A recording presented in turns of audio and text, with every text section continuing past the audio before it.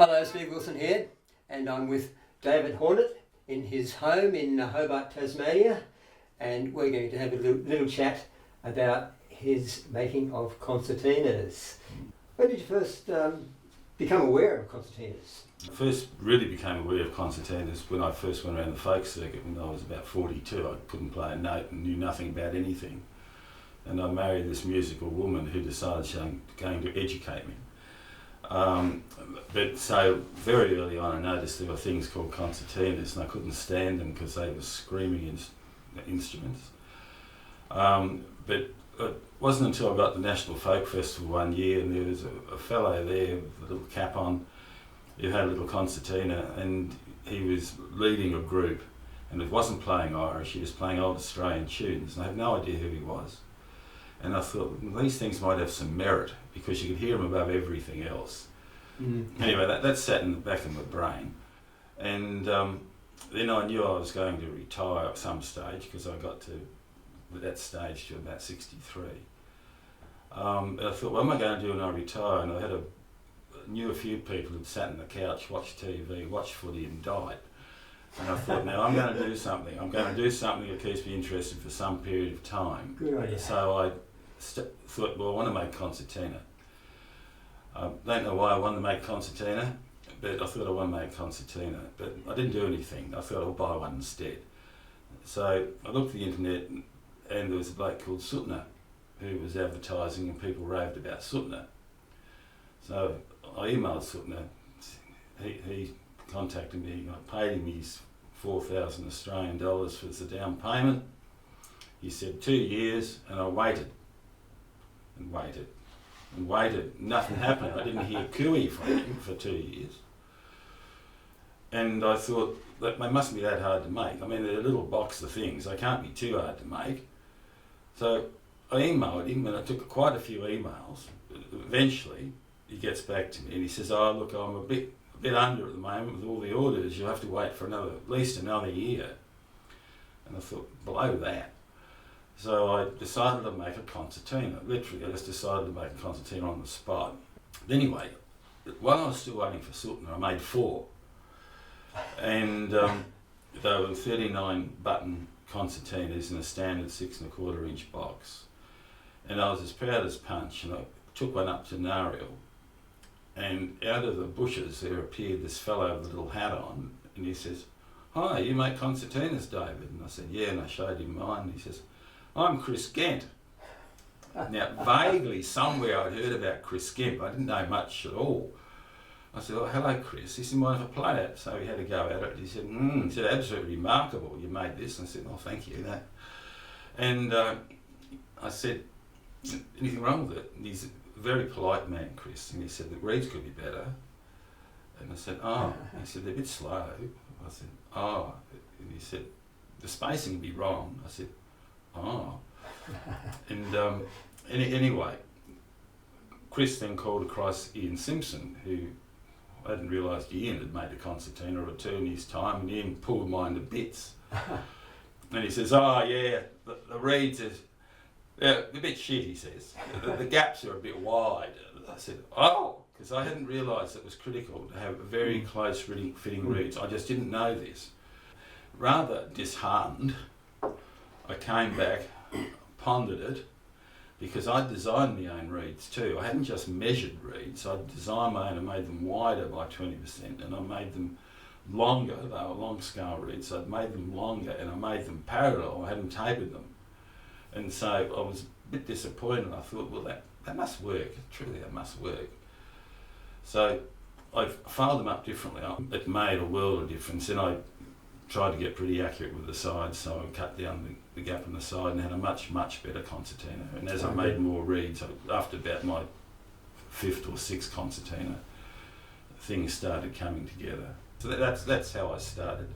And from there, you began making more concertinas. So how did that evolve? Well, I thought, well, I'll make quite a few of these things. Now I've quite worked out, because the first 4 were absolute disasters. The 39 button concertinas. I had long scale reeds and they were much wider. I couldn't fit them into the box. I hadn't filed them properly. The bellows were okay. The box looked good. The concertinas were, yeah, well. they sort of look like concertinas.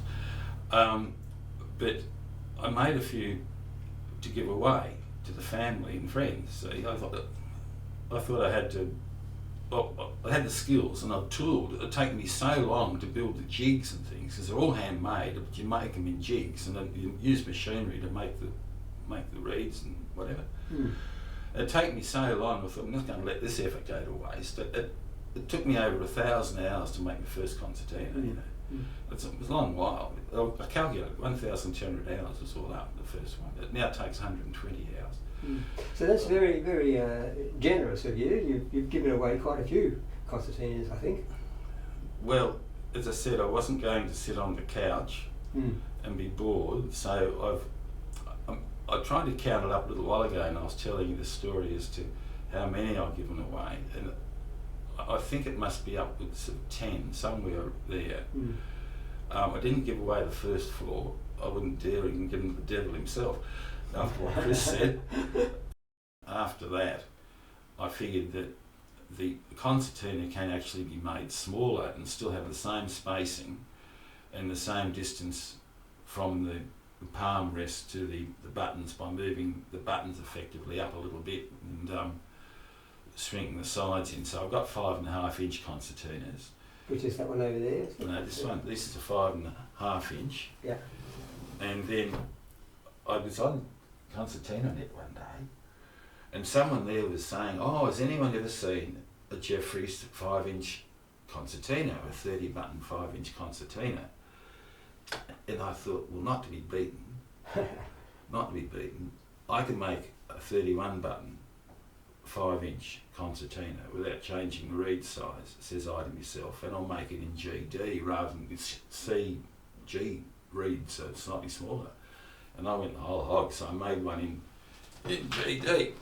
And so there it is, the 5-inch one in GD. And you can see the button spacing is the same, but it's a little bit closer to the palm, unfortunately. It makes it difficult to play, but it's a fantastic little female instrument in the sense that women with smaller hands can cram their hands in. So you're up to about 40 concertinas now. Yeah, 44. I've made 44. I've got enough stuff to keep me going until I've made about 60 concertinas without buying anything else.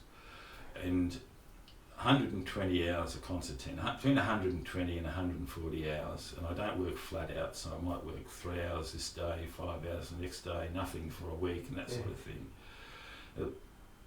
You can knock out, if you want to, if it was full time and you didn't want to starve and you wanted to make money with the deal, you could probably knock out around about 10 good quality concertinas in a year. It becomes a job, it's no longer a hobby. You're bored out of your boots and you just want to jump on them and get rid of them. You've got quite a setup in your workshop downstairs. Look at it if you wish. All right. Well, we'll go and have a look at your workshop. Yeah, by all means. Thanks then. No worries. Okay, here we are in David's workshop. Yeah, well, this is the workshop. This is where it all happens. And these are some of the tools. A number I've bought, but quite a few I've made myself. And the heart of the whole operation is this thing. It's a router, and a router I effectively made. That's what you route out all the reed pans with. Like that, it moves the whole thing back and forth. You've got a little thing at the top to get the entire depth of the operation. This one here is you drill the button, so it's quite fast. You get yourself a button, like this is the material I make the buttons from. Although this is Chinese and it's not good quality, so I never use this, but that's the sort of material. It's a medical plastic, an ultimate it's called. And you push it in there to the right depth and it gives you the position for the hole for the button after it's been cut on there. And over here we have the stamp, hot stamp for the stamping of the bellows, papers and the end papers. So you can put different colours in if you want, but I just use gold, although I have made some silver ones. And back up there in diminishing light, there are things like horizontal milling machine which I also made, similar thing here, but up at an angle which I thought it would cut the reeds at a proper angle, but it didn't work. There was too much flex in the little Dremel when I was driving it. And there's a vertical drilling machines and a sanding jig I made out of a drill. But yeah, I tried to keep the costs down, because otherwise you'd find you had $100,000 in machinery and you go, hobby or no hobby, you go broke. But yeah, so that's basically it. The things are made out of all Tasmanian woods, so, which is behind what Steve is almost sitting on back here. The shop is quite small, and alongside Steve, if you wish to pan down, you've got the bellows making jig sitting on top of the oh, there's the lathe. And then there's bellows making jig, and it has different sized rollers in to make different sized bellows. It's also the 5-inch or the 6 1/4 inch or the 5.5 inch or the 7-inch for the baritone. And behind him is, as I said, is all the wood. So there's King Billy pine and Huon pine and blackwood. And also my favourite wood is Banksia. And I haven't got any down there. The Banksia's been cut up and stored curing elsewhere. But all the Concertina ends are made of Banksia. And so that's about it. If we had time, I'd show you how the reeds are cut. So I have a little metal cutter, very old-fashioned metal cutter, and you cut the flat sheet, this flat sheet, which comes in 2-foot lengths and 6 inches wide. It's only a small piece, and you cut it along the grain to the width, slightly over the width that the reeds are required. Then you cut them down to the reed size. You cut it slightly over the width, because when you cut metal, it's actually not cutting it, it's a pressure line, and it rips it. And so you have fracture marks alongside, and you have to actually file those fracture marks out, or the things will collapse, the reeds will collapse. This here is a fly press. You don't see them around much anymore. I was going to actually stamp reeds out, but it's not big enough. It wouldn't have done it. So I use that to make the action rods, to flatten the action rods, so I can put the pivot posts onto the action rods. And that's it.